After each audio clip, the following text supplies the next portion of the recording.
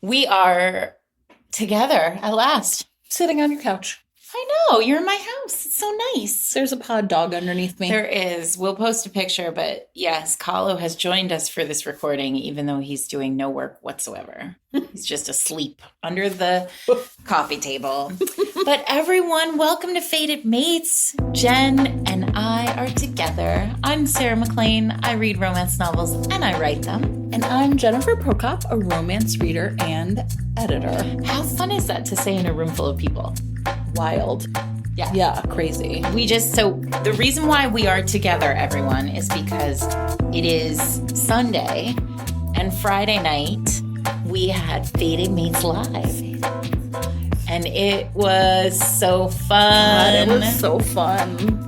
I mean, I always go through a fair amount of anxiety after the event is over, just sort of like rehashing it and worrying that people did not have a good time. Well, we're a good match because I'm a worry before type. And now that it's after, I'm like, that was amazing. It was so fun. It was awesome. Good times. Adult breastfeeding. Oh my God, we talked about why was I like that? Oh my God, you guys. Well, you know how at Fated Mates Live the first, I ended up talking about that Mothman romance by C.M. Nascosto with the really long tongue. Yeah, it was just and like it just came from like somewhere deep inside me. And then this time, I ended up referencing adult breastfeeding like more than once. And it's just not a thing I bring up very often. And yet, well, because you and I both recently read.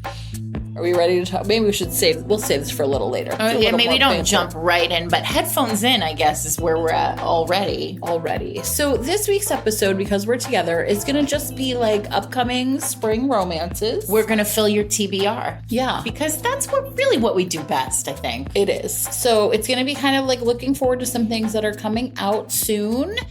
And a lot of these books that we mentioned actually we're lucky enough to have some copies of at Fated Mates Live as giveaways. And then at the same time, we asked, one really cool thing we did is we gave everybody an envelope with a index card and let people ask questions. And so we have a couple of questions that we did not get to that night that we might get to, including just some fun ones, some serious ones, and then but we didn't want, if you were at Fated Mates Live and we didn't answer your question live, we didn't want you to feel like you had wasted your energy on that index card situation. Right. So that's our plan, is spring book recs. Now that the sun is out, it's 60 degrees here in Brooklyn. It probably means it's still 23 in Chicago, but one day it will be spring where I live too. One day. Yeah, I saw really pretty. The Fated Mates Live was in a neighborhood of Brooklyn called Williamsburg, which is very cool. And like, too cool for me. 100% too cool for us. Yes.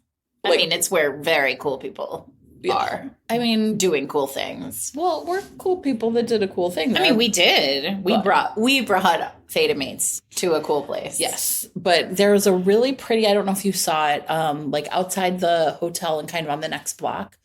We're at this really awesome hotel called the William Vale. There's a really pretty magnolia tree. Did you see it? Like, and it was in what we already flowering. Yes. And I was like, listen, climate change is real. I don't want to get too dark here, everyone, but magnolia trees should not be flowering in March in New York City. Yeah. And I was like, that's weird, especially because in Chicago, it's like just almost soon going to be daffodils, like when I get back probably. Mm-hmm. So to have like full on magnolias when that's probably still several weeks away for us. But I don't like it. So listen, Fated Mates Live was yesterday. We are going to release the Fated Mates Live episode, which was so fun. It was really fun. It's sometime in May. Yeah, and we're waiting for a week when we just feel like it's a good vibe. Yes, but we have some plans between now and then. And it was a very professional audio recording because we had a special co-producer. Yes, right. Producer Pat from Learning the Tropes. So if you listen to Learning the Tropes, You know about Pat because he's been there from the beginning with Aaron. But now, if you don't listen to Learning Their Tropes, you really, really should, because it's a really fun other romance novel podcast. So, you can get double the fun if you listen to them too. Aaron has guests on to talk about romance, to talk about deep dives, to talk about romance adjacent television. Right now, they're doing a recap of Daisy Jones and the Six. Anyway, her producer and Eric are friendly, and he came and recorded the room. I know. As part of the fun. So hopefully, you guys will benefit. Yeah. The best part for me. He was so into it. Yeah. Well, that was it. I guess someone said to Eric, like, you were just straight faced the whole time because he's heard it all before. Same as it ever was.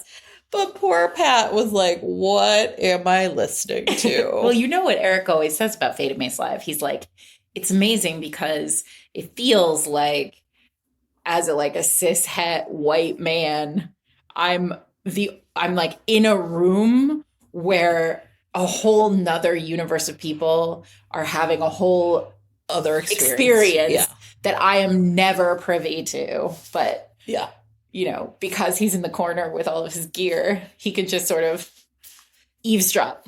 Yeah, pretty awesome. It was so fun. So thank you to everyone for coming. We have no plans to do this again anytime soon. Well, you make it sound like we won't ever, but I think we will do it one again, but it's going to be, But report in. Tell us how you felt. If you were there, let us know. Yeah. We want to hear if you had a nice time. Did you feel hydrated in the next morning? I was so dehydrated the next day. I was pounding water like there was no tomorrow. And I was like, this is bad. But no, listen, but it was great because there was Word Bookstores was there. They sold a bunch of books. People were in line. Yeah. Right up until they had to kick us out of the room. It was awesome. It was really fun. And we will definitely do another. We just don't know when. Sure. No time soon. We don't have one on the calendar is what Jen's trying to say. Yes. Okay. But I do want to just shout out Grand Central Forever, Source Books, and Berkeley. Yeah. All donated books to us so that we could give them away to people who were in the audience who said funny things. And that was probably one of my favorite parts is, and we didn't do it quite as much, I think we perfected it this time, was like calling out into the audience and like having people raise their hands. And then we did one section where we had like kind of like this or that. Mm-hmm. And what was really fun is a friend of mine, Anne, was there from Toronto, and I saw her the next day, and she told me that one of the things that was really cool about that in the audience was that then people were like chatting with the people around them about what they would say. Fun. So, Anne was like, I'm definitely a grovel person, but the person next to me was a grand gesture person, but then we got to talk about it. Yeah.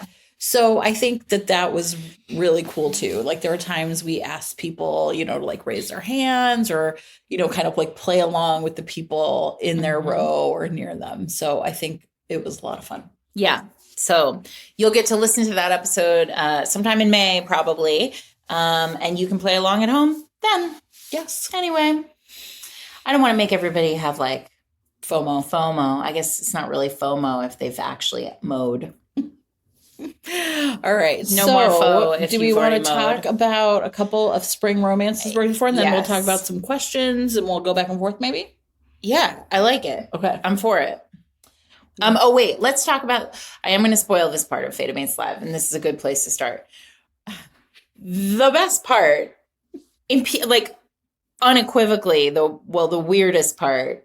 So we took questions from the audience as we are about to go through. Oh, yeah. And Jen was doing, was cruise directing while I was sorting through the questions. And I got to one and I was like, oh my God, well, this is the first one. And it said, I've never read a romance novel. What should I start with? And I thought, oh no, we've broken this person. Sarah just said, I'm sorry. Yeah. So sorry to that person, but not sorry to that person because we had one gold circle coin. Yes, we had one copy of Georgie All Along that we did. passed back to the back row. I was so glad that I hadn't given it away earlier. Yeah. Because I was like, I have this great book. It is a banger. You are going to be so delighted reading it. Yeah. So Right. that woman went home with Georgie all along. Yeah. And I hope she now returns to us. She should know that Fate Mates Live is not for Kate. Yeah. I would say another one that I might recommend just in If you've general. never read a romance. Yeah. Well, I was thinking, maybe like Pride and Protest.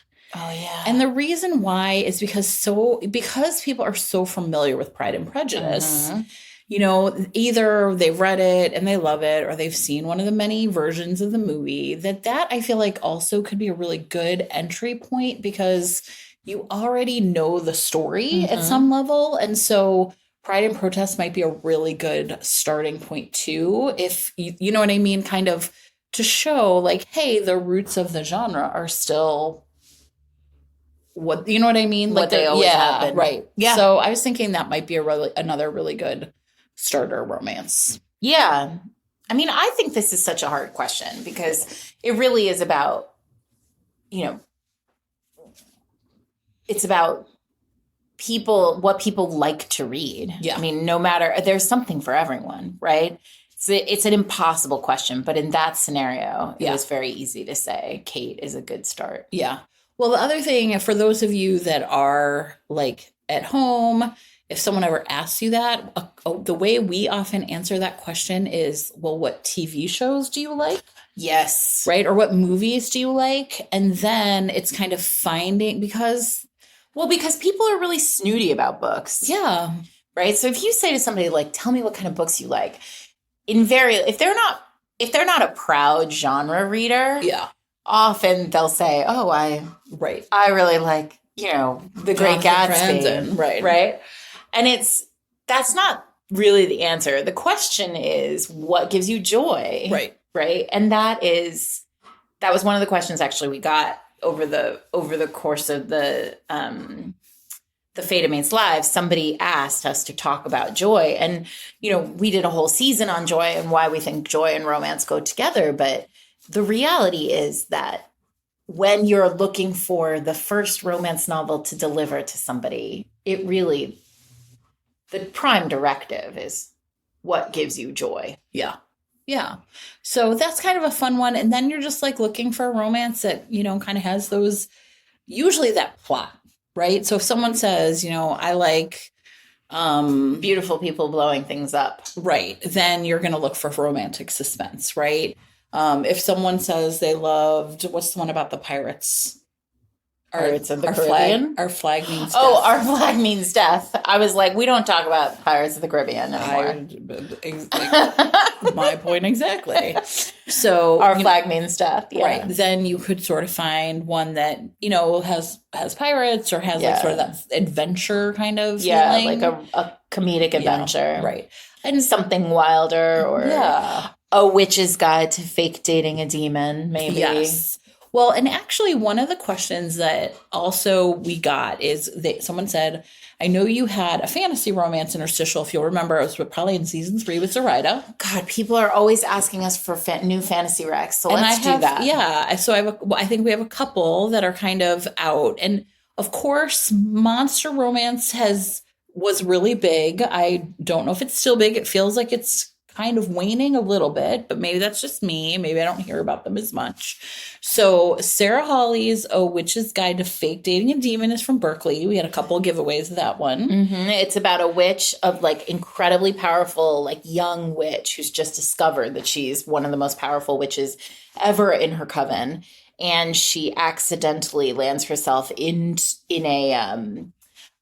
a sort of soul demon pact. Mm-hmm. And I guess when you make a pact with the demon for your soul or whatever, he can't leave your side until it's sorted out. So yeah, they have to fake date to make it all make sense. Well, there you go. Another one that I think a lot of folks have been really enjoying is called Bitter Medicine by Mia Say. not sure if I'm pronouncing your name right. I'm sorry.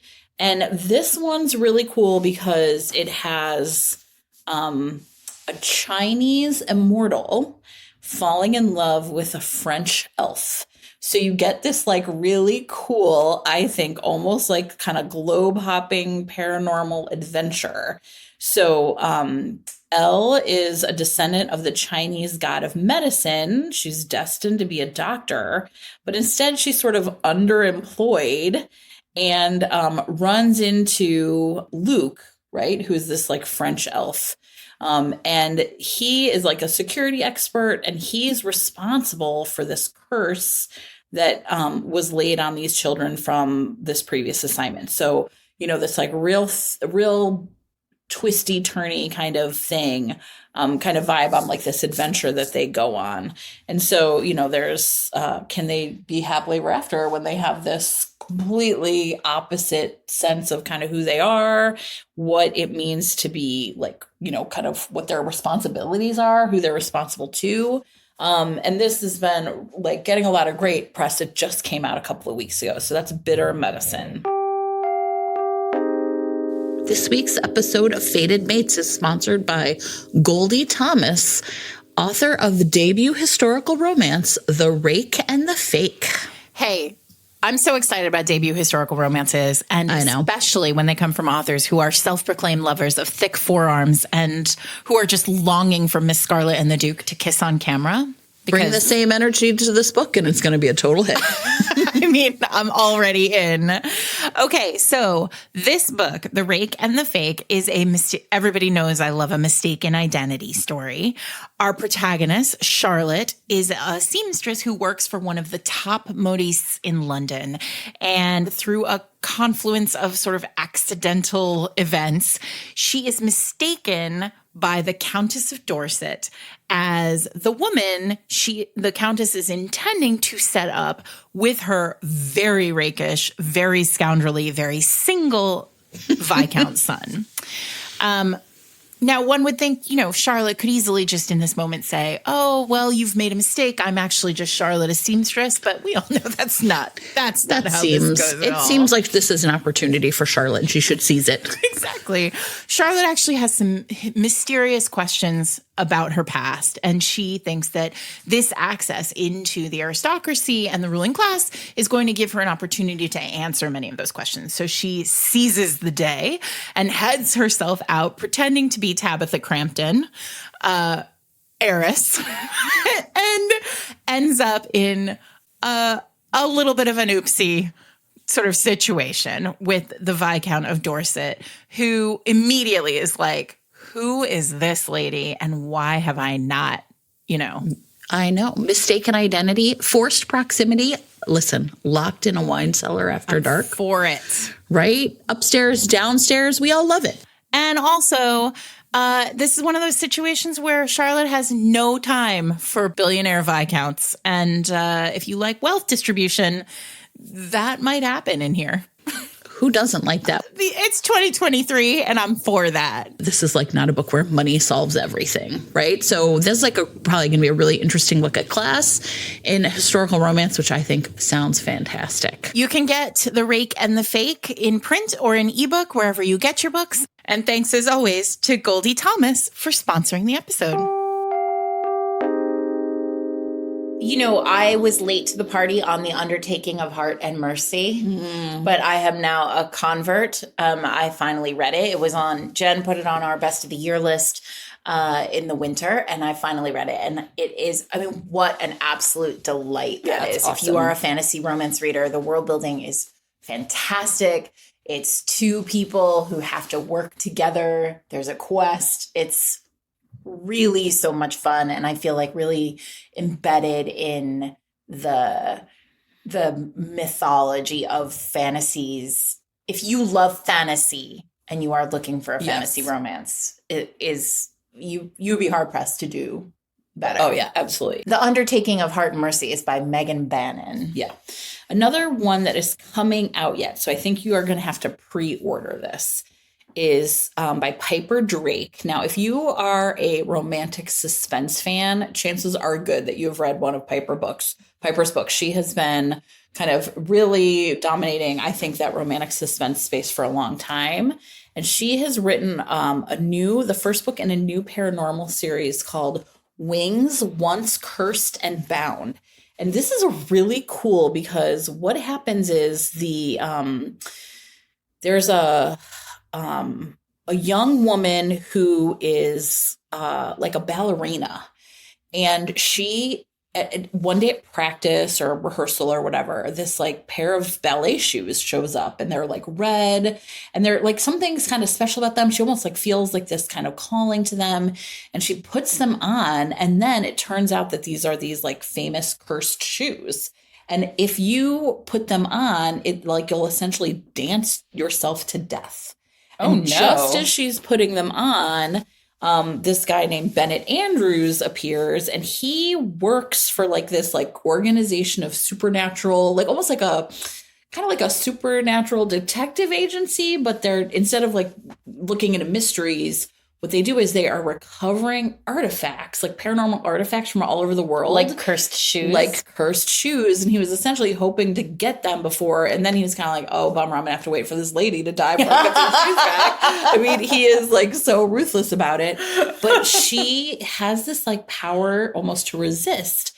And that's when he realizes that she must have some sort of like supernatural or immortal blood in her. And it turns out, and this is the part that's really cool, she is like essentially, I think it's called a kinnery, which is like a Thai bird spirit. And she has no idea that that's what she is, because essentially like when her relatives, her grandparents emigrated to America, of course, they tried to assimilate, and in doing so kind of like lost a little bit of this knowledge about like this particular immortal being. So it's like she has this suspicion that she is what she is, but Bennett is gonna of course fall in love with her and help her figure it out. I love it. So this is really cool because it is, I will admit, I have never read a romance inspired by Thai mythology. Yeah, that's really cool. Really cool.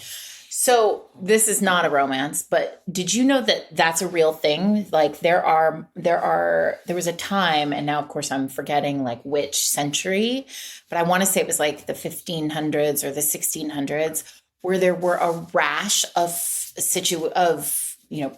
moments where people would literally dance themselves to death. Did you know this? No. Yeah, we'll put links in show notes to this. Okay. It's fascinating. Yeah. And there are all sorts of like medical speculation in terms of like what was wrong with these people, that they literally could not stop dancing and they would dance themselves dead. Wow. So, well, there you go. Yeah, it's really I feel like rebooting a paranormal series in 2023, like figuring out how to like really make it fresh or new is so fun, right? Okay, we want to answer a couple questions from Fated Mates Live. Yeah, sure, let's do it. Okay. Oh, we had a couple people ask us, I feel like is always the case, please explain what it means to take the finger, Sarah. So taking the finger, we started talking about taking the finger back in season 1 because there was a book where, a hero and a paper cutter happened. It's not Lothair. A lot of people think it's Lothair. No, it's so cute. Did you see the Yes. somebody at Fated Mates Live said, every time you say taking the finger, I think it's a reference to Lothair, to Ellie sending Lothair her middle finger. But that is not, although that is in the spirit. It is in the spirit of it. The vibe. So taking the finger, when we refer to it, is us essentially acknowledging that a writer has gone fully, what they say, balls to the wall. Like she or he they have come to a crossroads, and they have looked to the left and to the right and chosen the path that is the most bananas. Yeah. And they do it with fearlessness. And sometimes it works and sometimes it doesn't. But when it does work, it gives you that feeling. Everybody listening has read a romance novel where they've gone, how on earth did they pull that off? Did that author pull that off? And it really does feel like there are many, many of the books that we love are books where we can point to them and say, that book took the finger. When the heroine of A Heart of Blood and Ashes gives the hero a blood hand job with her dead brother's blood as his lube. Yes. Like, That's it. we did say headphones in, right? Yes, we did. We did. There are really, you know it when you see it. Yeah. But it feels it feels electric in the text. Yeah. I would say one easy way to think about it, to me, it's like the opposite of pulling the punch, right? So like if you pulling your punches is when you you see an author setting something up and then you see them kind of shy away from it. They're a little too afraid to follow through, or maybe an editor told them to dial it back. Mm-hmm. And so like pulling the punch and taking the finger are opposites to me. And that's one way I kind of remember them. Shout out to Sophie Jordan, who invented that phrase with me before Fated Mates, I think, existed. Yeah. And Sophie and I this is a fun fact, but Sophie and I have matching bracelets that read "Take the Finger," that we wear when we're on writing retreats together to remind us that you always walk the scary path. Yeah. Sophie Jordan, speaking of spring books, we talked about this last week, so we're not going to get too deep on it this week, but Sophie's book, The Scandalous Ladies of London, her first book, The Countess, is out right now. And it's basically, if you love the Real Housewives and you'd like to see what the Real Housewives would look like in Regency London, this is your book. What's a book that changed your mind about a kink or trope? And this is her. Yeah, this is. My gosh, there are so many. Well, let me answer we'll give some recommendations here. So,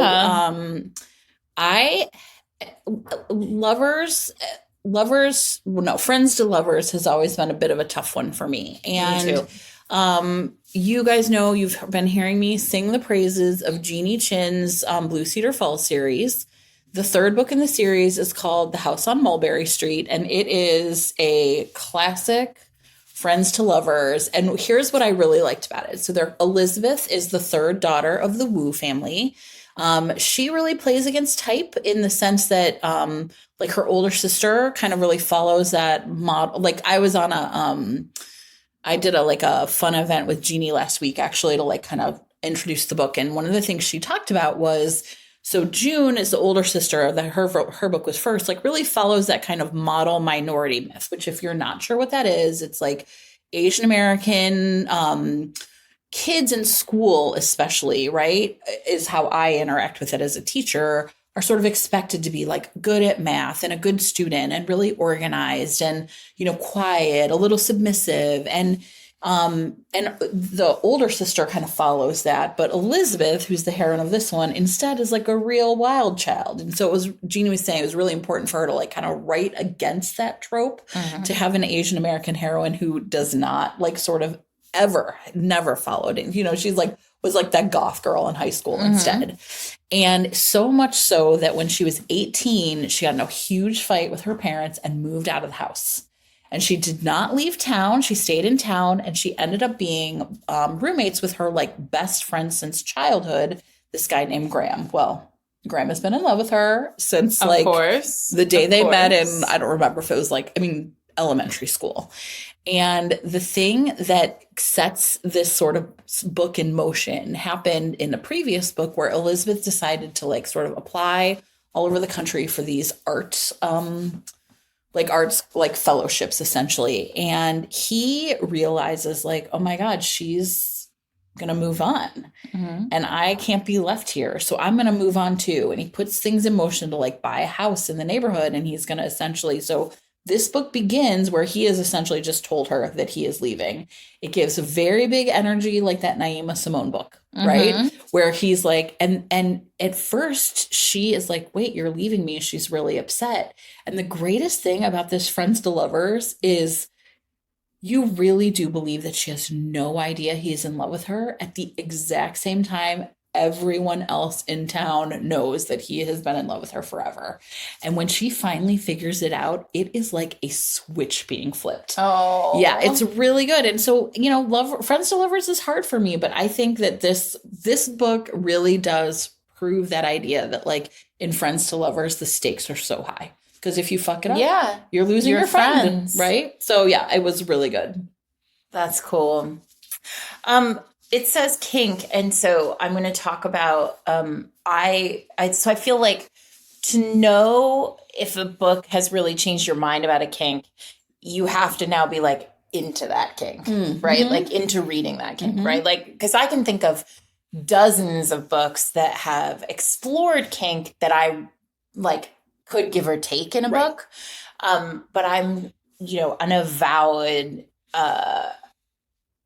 alpha submissive lover. And I know, Jen, you do not believe that they exist, and that is fine for you. I support you. But I really do love them. And the book that changed or that revealed that to me is a book called Giving It Up by Audra North. It's not a new book. It's a book I read a long, long time ago. And the deal here is that the hero of this book is he's in a police riot force, or it's not riot. It's like, what's the word when SWAT team? Yes, thank you. Okay, the hero's on a police SWAT team. He's the man. It's a super alpha. Like, we're talking about like a mega alpha, right? Like, he is in charge of the SWAT team at work. At home, he takes care of his mother. He takes care of his sister. He is just in a constant state of having to be in control in all areas of his life, or shit happens. Like, terrible things can happen if he is not completely in control of every situation that he is in. And he meets the heroine, who is a photographer.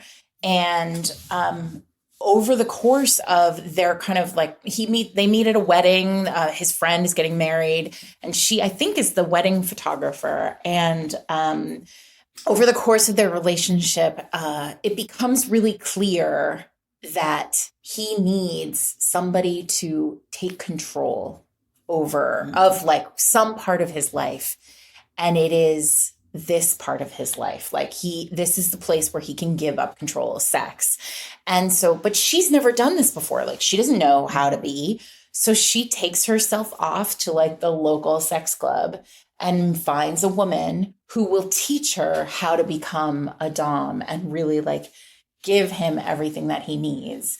And this is the only version of like BDSM that I can really get into. And that's just because that's my reality as a reader. But man, this is a great book. And since then I have searched high and low. Like, now I feel I have read every one there is. And they don't all work for me in general, but this book specifically really did the job for me. Interesting. Yeah. Yeah, I don't know if I have, like, off the top of my head an answer for that one. So I'm kind of like, Yeah, I mean, I think the other piece of it is like, we're kind of open to everything. Right. Exactly. There's very, very little. I feel like anybody who listens to the podcast knows this. There is very little that I won't try. Right. Adult breastfeeding. Sure. As an example. Are we ready to talk about that one? Yeah, let's do it. Maybe this is the time. Because it feels like we did. Yeah. There was a moment, I don't know what was in the air, but there was a moment where we both had read just too many of those, I think. I mean, for some of you, there is no such thing. Right. Sure. While you're looking for it, I will say. No, I have it. Adriana Herrera's, this is like, no one's going to be surprised by this. American Love Story is the first time I read people not just having phone sex, but having FaceTime sex. Oh, yeah. And I was like, oh, that's hot. Nice. I mean, Yeah, that's a good one. Of course I would think that's hot. I thought you were going to say I did not process, and I thought you were going to say Adriana Herrera was the first time you'd read people cooking. No. And enjoyed it, but No, you're still not there that. yet. No, I've never enjoyed that. No, that would be kink. That would really be life-changing for me, everybody. This week's episode of Fated Mates is sponsored by Catherine Grace, author of Just a Fling. Sarah, this is a modern second chance romance. And here's what I'm going to tell you what I think that means. It's not years later. He broke her heart and he did it recently and now he's going to have to pay. I hate him. Suffer. I like it already though. What did he do? What happened? Okay, so Dawn Matheson is a law student. She has a steamy summer romance with a solar developer, Callan Marlowe. Oh, I like it. All right. He's green energy. Electricity, Sarah. He sweeps her off her feet and into a lot of different positions. But then at the end of the summer, he just dumps her. What? I know. It's like Danny Zuko. She's brokenhearted, confused, and angry, right? But he is just like, I can't handle my feelings and don't do relationships. Big dummies. And just figures he's never going to see her again. And a year later, a twist of fate has brought him back into her life and into her office. No. And I know, exactly. Get out. I think, well, that's real dirty what I was about to say, so I'm not going to. However, I will say that I think that this book has received great reviews from both Kirkus and Publishers Weekly. So if you love a steamy contemporary romance, check it out. All right. And I love a British hero and a hero who can't handle his feelings. I like to just yell at them on the page. Me too. You can get Just a Fling starting today on Amazon, Barnes & Noble, Apple Books, or at authorcatherinegrace.com in print or in ebook, wherever you get your books. So thanks, as always, to all of our sponsors and to Catherine Grace for sponsoring the episode. So Sarah, though, listen. at some point was I was writing, I was deep in it, you guys. I was in the fugue state of writing a book. And I don't know how I reached this corner of the internet. Oh, I do. But I reached the Astra Rose corner of the internet. And I know that some number of you are right now screaming at your car stereos. Most of truly headphones in at this point, you guys. Most of Astra Rose is like really hardcore daddy. But this one in particular. Okay, so this one is not. No, this one is called, oh my God. It's called A Splash of Cream at the Alabaster Cafe, which really just sounds like you could put an Adirondack chair on the cover and sell it at Walmart. Sure. But let me tell you, everyone, that would be a shock to a lot of those ladies who like Adirondack chair books. Because this book is about a woman who's like kind of down on her luck. And she goes and she gets a job at this coffee shop. And it's very well paying. She's like, I'm sort of surprised by how well paying this job is. I think clearly must have come right after Morning Glory Milking Farm. Don't you think? You think it was written right after that? I feel like now I'm going to have to. I mean, it's a different kind of milk though. Yeah, but I feel like the same vibe. Right? Well, yes, because it really is capitalist. It's really a business text is what I'm getting at here. And so the heroine of this book, whose name I do not remember, goes in and she's like, this is so great. This is like a very well-paying coffee shop job. And the manager, everybody seems really friendly. All the people who work with her have enormous breasts. And she's like, I guess the manager just has a type, like maybe he's like gross. And he's like, not that gross. He's just like a manager. And everything seems fine. And then she realizes some people are coming in and they're like getting a special drink that they have to like go into a back room to receive. Yes. And pretty quickly, we, the reader, and this heroine discover what's going on in these back rooms, that they are getting a very particular kind of drink. This is so weird to be talking about this, but whatever. Here we are on my couch talking about this. Here we are. So, long story short, the heroine discovers that, in fact, there is like a special club at the Alabaster Cafe where people like have a membership card and they can like come and, you know, have a you know, an experience with a lactating person. What's fascinating about it is that the way that these people are all lactating is that they are taking a kind of off-market birth control pill. Right, exactly. Which not only makes you lactate as a side effect, which is a whole thing, it also makes your breast milk an aphrodisiac. So our intrepid heroine discovers very quickly that like there's money in this hill, and she decides she is going to like basically commodify this process and open a like milk sex club. Yes. Now, Sarah, if you'll remember, this was not. But it's really like what happens about halfway through this book, you guys, I'm not kidding, is it turns into like a true like business manual, a business textbook. And you're like, oh, I'm now taking I'm doing an MBA, like a quick erotic MBA. Yes. So if you'll remember, yes, there was another one we read of this. Do you remember you sent this to me? Did I read that? Okay. I didn't send that to you. I don't know what that is. You absolutely sent me this. I think maybe someone else did. I'm sure it was you. You were really deep into it. I'm going to have to go back through the text. This is a book called The Wild One. Oh, no. By Daisy Jane, in which a younger man hooks up with a woman next door who she's a single mom, and she has a baby, and he discovers that he is super into. What? I sent this to you? I swear to God, I do not remember this. You all, I don't know. You guys, I can't. I don't know. This book has so much milk in it. Did it break you? It might have broken me. I mean, and this is what I kind of remember you saying was like, there's so much milk in this book. And I was like, yes, it really is nonstop. You guys, he's really into it. Listen, that Billionaires Algorithm is terrifying. Oh my God, you're not on Twitter anymore, so you didn't see what I said. Okay, so one of the things during Fated Mates Live, everybody, is I looked up these old Harlequin Presents titles, okay, because they were cracking me up. Like, we're talking like Harlequin Presents from the 70s. Mm-hmm. And one of them, so like with no knowledge about what these books were about, we had people like take their kind of group together and, you know, people picked one. And one of the books was called Dear Plutocrat. Mm-hmm. And I was thinking last night, I was like, could you imagine putting plutocrat in the title of a book, right? Yeah.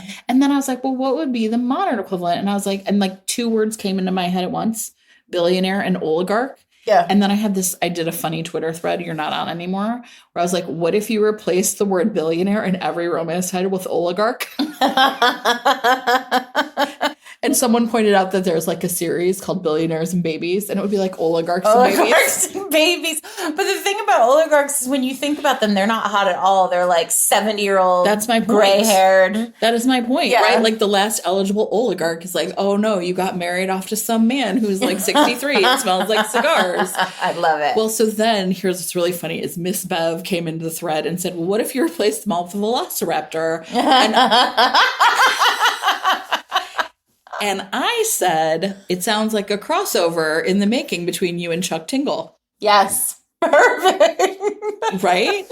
Like an Old West Velociraptor. Yes. Like Miss Bev would write her part and Chuck Tingle would write his part. And there it is. We would all buy it. I love it. Yeah. So. Yeah. So anyway, that Billionaire Oligarch's bookstore algorithm is... yeah.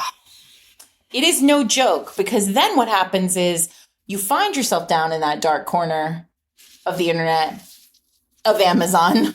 Yes. And you think, I don't want to be down here, you know, every day, all the time.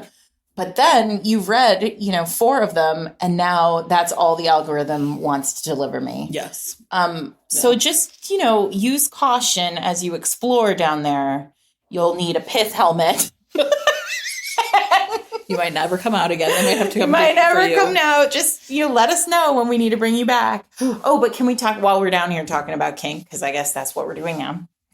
I want to tell you that I'm currently reading Sarah Kate's most recent book. Oh yeah, which is called Highest Bidder, I think. And as you all know, I was a big, big fan of Sarah Kate's Praise when that came out. And this one hits just like Praise did for me. Okay. First of all, it's a very similar kink. Second of all, the hero is, for this one special for Joanna Shoup, the hero is significantly older than the heroine. There's like a 20-something year difference. I'm showing Sarah this text right now where she said, I read a bonkers breastfeeding book yesterday. Like someone called Sandra Brown. It was back from January. Read the rest of it. Right. I said, amazing. What was it? And she said, The Wild One by Daisy Jane. Do you see? Yep. I honestly don't even know if it was good. Well, I have to tell you that I don't remember it. So yeah, sure. Take that as you will, everyone. Sure. Totally. Anyway. You were in. But listen, I figure it's not super bad that we're talking about adult breastfeeding because, first of all, if that's your kink, we are here for you. Sure. Second of all, Sandra Brown did it in like every book. Yeah. And look, and she's Derek Sandra Brown. Craven does it. Exactly. And if Derek Craven would. Exactly. What's your problem? Exactly. All right. How many? What else do we have? Actually, this is a really fun question. It was okay. I'm in a romance novel book club. We always really like the books, but some spark more great discussions than others. Mm-hmm. What are, number one, some great books for romance book clubs, and two, some tropes or general plots and ideas we should look for? It's a good question, right? That is a good question. And you know what's interesting about that? I like that the question ends with what are tropes that we should look for? Because I think one of the problems with like being able to really deep dive and think carefully and critically about a romance novel is sometimes in the choice of trope. Right. Like there isn't a ton that hasn't been said about fake dating. Right. But there are so many interesting tropes where when you do decide to unpack them, there's so much there. Yeah. So I think there's a couple different ways you can handle it. So one fun thing you might try and see if it works, and it might depend on how big your group is instead of all picking the same book, you could pick a trope and have everybody read. So like sort of be like, okay, and again, try it. Be like, all right, everybody choose enemies to lovers or fake dating or whatever. And then you would all come to the book club having read something different. And then you could talk about how each book approaches it. Right, exactly. And then you could sort of instead like sort of do a quick like whip around, which is like, just everybody 2 minutes to talk about your plot or the plot or whatever. And then have a couple of questions about the trope itself, like how it worked as a way to like generate conversation. Uh-huh. So that's one thing you might try is like instead of having it be one book, right, have it be driven by something like that. So you could do the same thing with like an author study, right? So be like, hey, it's going to be Kleypas this month. Everybody just read a Lisa Kleypas and, bring it in and we'll see what happens. Mm-hmm. So I think that's one way you could like really switch it up. In terms of like reading a book, okay, this is going to sound super counterintuitive, but it is a lot easier to talk about books that are not universally loved, right? Because if everyone loves the book, it's hard to talk about it. Yep. Believe it or not. It's easier to talk about a book where there are like real, differences of opinion. Mm-hmm. So, find some books that might be, controversial. Okay, here's my last take. Because I've been in a lot of book clubs and I basically spend my day job is getting people to talk about books. don't read books that are brand new to everyone. And that way the person, at least one person essentially is like is saying like, I think this would be, you know, good for discussion. But I think that's how we do our deep dives. Yes. Often it's one of us has read it, the other one has not. Yeah, because then you're kind of like saying like, I know enough to know that it's going to work. And, you know, but then I would also say, you know, when we talk about a book, I feel like there's like a lot of things that we kind of do every time. So you can sort of like prepare, think about some questions. So it's like, what's the trope and how's it working? Is it kind of just a great example of the quote, the trope? Is there some way of subverting it? Right. And then I think also too, like really talking about those moments of like greatest friction between the characters, right? Like what was happening there, you know? So I just think that, you know, I think those are all great. And the question also included like suggestions for books. Yeah. I want to say this is a moment where historicals really shine. Yes. Book clubs. Because the thing with historicals is they're often set against a backdrop of history that highlights the themes and the messages of the book through the lens of the 21st century, right? Or are we in the 21st? Yeah, the 21st century. I don't even know. What day is it? It is. So, you know, when you think about like Adriana Herrera's new book, An Island Princess Starts a Scandal, right? It's set in the 1890s in Paris. There's a huge lesbian community in Paris. It's a lesbian duchess and, you know, a young lesbian debutante.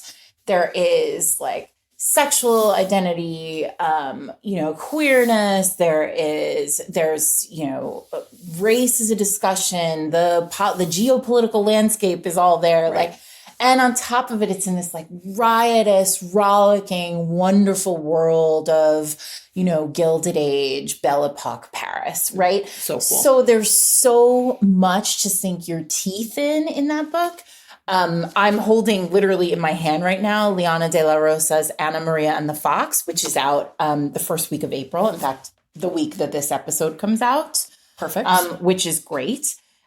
Which is, you know, a Mexican heiress, Ana Maria Luna Valdez, and who has kind of a forbidden love with a member of parliament who is looking to abolish the Atlantic slave trade, but also, you know, comes up from, she's an heiress. He has was born in a drain pipe, came up from the London gutters. So there's class in there. There's, again, geopolitical stuff. And on top of it, you know, historicals bang. There's usually a really big adventure. Authors of historicals have a lot more freedom, I think, in a lot of ways to tell a story that might not feel realistic in an entirely, you know, logic can be thrown out the window in a lot of ways in historicals, and they're really fun for discussion. Yeah. Yeah, I mean, my current recommendation to all book clubs is a book that I put on the best of the year list last year, which is After Hours on Milagro Street by Angelina M. Lopez, because I just think that's not a historical; it's a contemporary, but it touches on the history of Kansas, and there's but also is a banger. It's super sexy. You can do all that, and then, you know, if you're willing to go dirty. Again, a book that I put on the list last year, Heather Guer's Preferential Treatment. Oh, right. Is a really, really fun. There's so much to unpack about sex and power and class and money. I think, and of course, in our opinion, literally any of the books we've ever done a deep dive on. Sure, right. Because it's like if we did a deep dive on it, you know that there is plenty to talk about because we managed to fill a whole episode. One last big suggestion would be to pick an anthology. Oh, that's fun. Right? And then everyone can just read, you know, like you say to everyone, hey, read 3. So like last week, for example, we had that Vow Collective. Oh, sponsor the show. Sponsor the show. And it's all like paranormal, queer characters in like a small town, you know, and that's another way to approach it is the anthology gives you a way that it's all tied together. Yeah. And so then your conversation can kind of be driven again, like, you know, you're all talking about the same thing, but like a little different. So I hope those are good suggestions. We love hearing about romance book clubs, so let us know how it goes. Here's one, Jen. Yeah. Romance is so varied. True. Clearly.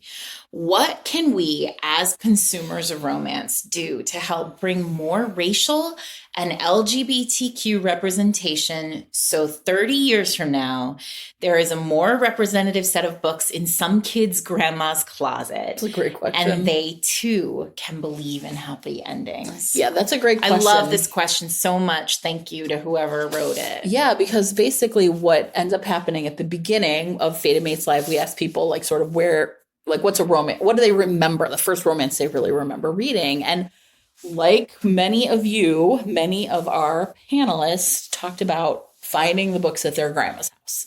So, you know, future grandmas of the world have a lot to take care of. And I would say, you know, to me, I feel like we're going to start hearing about kids who are like, or young readers who are like, yeah, I found my first romance in a little free library. Yeah. So, you know, here's the answer is you have to buy these books, right? Like in order for the books to be in grandma's house, you have to buy them. And one of the things that's have to literally physically be yes. inside the closet. Yes. And that's one thing I think about a lot because, of course, I am mostly a Kindle reader now, right? I read digitally. And so one of the things that I do is when I really, really love a book, I try to buy a paper copy of it.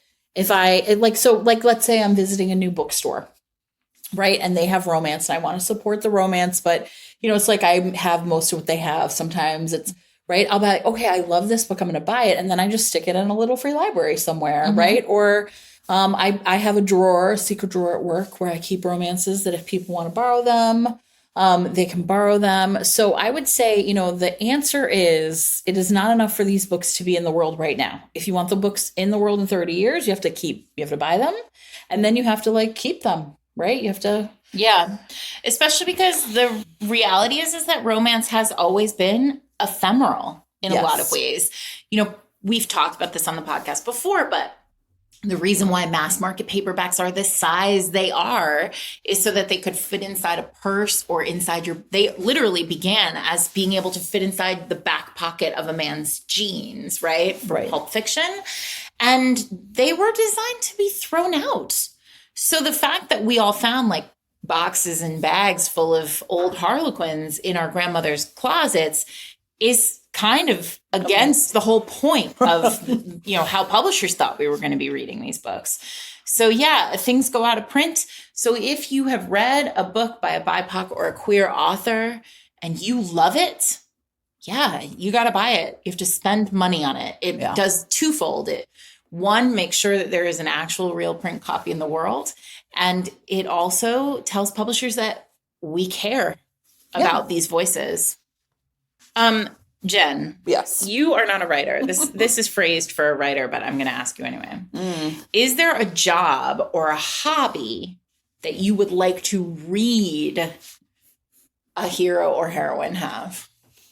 That's interesting. Probably not, because I usually find that kind of stuff. It's terrible that I say that because I'm very interested in like the way we work and like what work means to people, but I like don't ever want to read about someone like doing spreadsheets. Mm-hmm. I will say I often. But you do love jobs in romance. I know, that's the irony, right? Yeah. It's complicated. I'm gonna have to think about my feelings about that one. I'm always looking for surfing in romance, or like other interesting, cool sports. Oh, cool. Yeah, because I don't think I've ever read a surfing romance. Oh, you know what? Vanessa North wrote a surfing romance, I think. There's a surfing romance, a lesbian surfing romance by Melissa Braden, I think. I can't remember the title. Just look in show notes. Just because I think surfing's cool. That person at Fated Mates Live who'd never read a romance, like really wandered into the deep end of a very specific pool. One of the things that I do think is interesting about is like surfing seems such a weird, cool community to me that I think that's why I would say like surfing over, for example, I don't know, like professional volleyball. Like, right? Does that make sense? Like, who cares? But like surfing is like a thing. It's a vibe. Yeah. Yeah. Mm-hmm. So I guess I would say more romances that really explore like I don't know, like that cool little world, Yeah. right? What about you? Well, I mean, the thing about jobs is that they tend toward the jobs I'm most interested in tend toward contemporaries, right? And I write historicals, but I mean, like, there's no doubt that someday, like, if I ever move into contemporary, I will write a chef, because I love for the same reason, that sort of like community of people. For a long time, I've actually been talking a lot with Adriana about like, how could we write something together that would, embrace both of our love of that stuff. So, yes, but also just generally, I like anything like you, anything that has a person who has a really like curious, a curious job. There's nothing too weird for me, I don't think. Anyway. Yeah, that's a good question. What are you reading right now? What am I reading right now? Well, I'm editing, so I feel like the answer is I'm reading people's books I can't talk about yet. Mm-hmm. Let me look at what I'm all right, reading. I'm going to talk. Did we get all of the spring books? We talked about Island Princess. Christina Lauren's True Love Experiment is coming in May. Yep. And that one is about the heroine, Fizzy, who you'll remember from The Soulmate Equation, is a romance novelist. And there's a reality TV show involved and a big burly dude, and it's great. And what else do we have coming? I am pretty excited. Okay, this is really cool, you guys, and I'm going to admit I haven't read this yet, but everybody knows I love like space.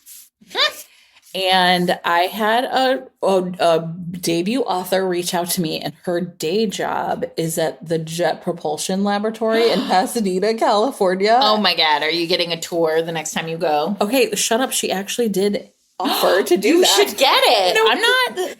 No kidding, right? So in this case, though, her debut is called, it's called The Art Collector. And check this out. It is, she is a quiet art historian, and he is an irresistible demon.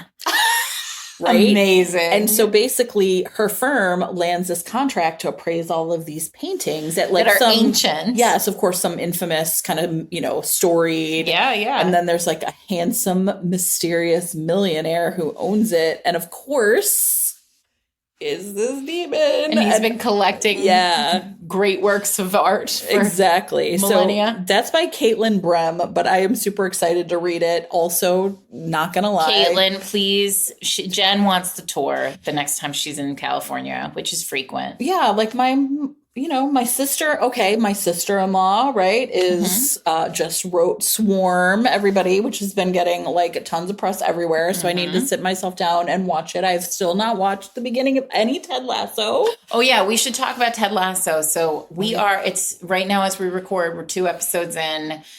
Jen hasn't, I'm up to date. Jen is not, so no spoilers. But obviously we'll be doing a Roy Kent episode. Yes. Obviously, I already have a lot of things to say about Roy Kent. So do all of you, I'm guessing. But we'll get there. Yeah, there was one really cool question I think we should end with, which was about joy in romance, right? Yeah. It was a great question. And it was about, well, there are 2. One was kind of like, and to me, they really go in my brain together. And one was like, when we say romance fights the patriarchy, like how? And joy. The answer is joy. The answer is joy, right? Like, and, we've been talking a lot about this. This is a time in our country where, book banning is happening, queer people really facing a set of terrifying laws, trans people, being written like out of essentially, there's some really terrible ways that people are being pushed back into the closet. Like, we don't, banning books by people of color, not wanting to teach real history, women not having control over their own bodies anymore, people who can get pregnant. So these are difficult times. And when we look at someone in a romance, and, I know Sarah and I really advocate strongly for like conflict, right? We advocate strongly for these strong characters, women especially, who are like gonna fight to act, right? who are not just like sort of passively passively accepting the world as it is, but are just like, this is a world where I can make a difference, right? And that can be in small and large ways. That makes me feel really happy. And it also makes me feel really powerful. And so when I think about romance and what it brings me, right? It's like every single time these are main characters who say, like, my, like, being in the world is important. My being happy and finding joy in this world that is imperfect is a way to fight back against the forces that just want us to kind of passively lay back and feel like we can't change anything. I agree. I mean, I think that for me, I've been thinking a lot about choice in the world. And I've been thinking a lot about, I mean, in all ways, but I've also been thinking a lot about how what I want from a romance and the thing that gives me the most hope in romance is when I see a protagonist choose joy. Yeah. Right? Choose power, choose a path that is what they want for themselves. Yeah. And really build their world in hope and love. Yeah. And those things will always triumph. Yeah. And we have to believe that, or else what else is there? Patriarchy, right? Yeah. Just giving in. Well, and I think the thing that to me too that is so important about this is, to me, the like a really key thing in a romance novel is about like acceptance. And what I mean by that is not just like, I accept that the world sucks, but rather like, I accept that like I have value and worth as I am. The person I am in the world, the person I am, and like my truest version of myself is important and deserves to be in the world as that. Right? And I don't think there's anything more powerful than that. And so when I read those stories about people who are like, no, I deserve to be loved for who I am. I deserve to have relationships, that really does. Yeah. I mean, romance is the genre of identity. Yes. I mean, the only place that I think maybe is doing the same or better work around identity is YA. Yeah. Right. And it's a different kind of identity when right. it's being done in YA. But it is the genre of identity. It is the story of every romance, or all the best romances, is, who am I? Who am I to myself? Who am I in relationship to the world, in relationship to partnership? How is partnership making me more myself? How is partnership elevating me to be a better person? I think so much I think probably every day about Jane Ann Krentz, talking about genre romance driving characters to be their best selves. Right. And in that, for me, there is no such thing as best self without joy. Yeah. Well, and I think the other thing, and, we've talked a lot about this, like the romance readership is so vast, right? And there are people who read romance who, like us, have been married for a long time. There are young people reading romance. There are people reading romance who don't have partners, right? So but what we are reading about is, people whose human relationships, right? And it doesn't matter if they're not romance for you, if they're friendship for you, if they're familial for you, if they're your cousins for you, if they're right. But like romance is about like who you are in the world is important because of who you are to other people. Yeah. I mean, last week we talked to Sophie Jordan about girl gangs and romance. Yeah. And what was amazing about that conversation is, yes, of course, we talked about, about partnership too, about love, about romantic love. But the best thing about romance now in 2023 that's different from, 30 years ago when we started reading them is there are so many more ways of showing love on the page. Yeah. And I don't just mean like romance. Romance is now across the board showing love, romantic love in a million different ways. It's showing Yeah. familial love in a million different ways. It's showing love between friends in a million different ways. And we don't just have to choose one partner. Yeah. We can choose a world full of love, which makes things more joyful. That's a nice place to end. It is a nice place to end, Sarah. Well, everybody, we love you guys. We hope you're having joy this week. Thanks to everybody who came to Fated Mates Live. Thanks to everybody who was with us in spirit. We know there were a lot of you who couldn't come, couldn't make it to New York. Next time, we'll try and do it somewhere else in the country. We're going to just roam around. There you go. We're going to get a van. We're going to put a wrap on it, and it'll just say romance reasons. Yeah. It'll be bright pink. You'll recognize us going down the highway. Anyway, we will be back next week. I actually think next week we are finally going to get to the first read-along of the year. It's time. Finally doing it, everybody. It's been a hard spring, but we're ready. Tracy McNish's Stealing Midnight. Listen, if you are out there and you know who Tracy McNish is, Stealing Midnight is her last book. She never wrote another book. Oh, wow. And send us an email or a message and tell us if she's writing under a different name and wants us to talk about it. But in general, you can find Tracy McNish's Stealing Midnight for only $1.99 in E right now. So a real steal. And we've already heard from a bunch of you who've read it already. And we're delighted. And I can't wait for Jen to read it because it begins with a bang. I am very excited. All right, Fated Mates. All right, magnificent Firebirds. We love you. Bye.